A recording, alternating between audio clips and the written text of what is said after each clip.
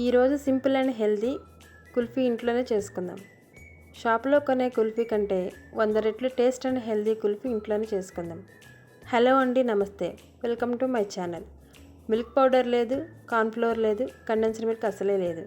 కేవలం పాలు, డ్రై ఫ్రూట్స్తో కుల్ఫీ చేసుకుందాం. ముందుగా ఒక బౌల్ తీసుకొని కొన్ని బాదం పప్పులు, కొన్ని జీడిపప్పులు, ఒక 5-6 గింజ తీసేసిన డేట్స్ వేసుకోవాలి. తర్వాత పిస్తా పప్పులు వేసుకోవాలి. 2 కప్పుల పూల్ మకానా వేసుకోవాలి. తర్వాత కాచిన పాలను, డ్రై ఫ్రూట్స్ అన్నీ మునిగే వరకు పాలను పోసుకోవాలి. పాలన్నీ డ్రై ఫ్రూట్స్లో బాగా కలిసిపోయేలాగా ఒకసారి గరిటెతో తిప్పుకోవాలి. తర్వాత మూత పెట్టి 1 గంట నాననివ్వాలి. నానిన డ్రై ఫ్రూట్స్ అన్నీ ఒక మిక్సీ జార్లో వేసుకొని స్వీట్నెస్కు సరిపడా తేనెను కానీ పంచదారను కానీ యాడ్ చేసుకోవాలి.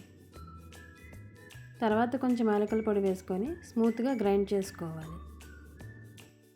మీ దగ్గర ఫ్రెష్ క్రీమ్ ఉంటే ఒక 1/2 కప్ యాడ్ చేసుకోండి, లేదంటే వదిలేసేయండి, ఇది పూర్తిగా ఆప్షనల్. తర్వాత ఇదంతా బాగా మిక్స్ చేసి కుల్ఫీ మౌల్డ్లో పోసుకోవాలి.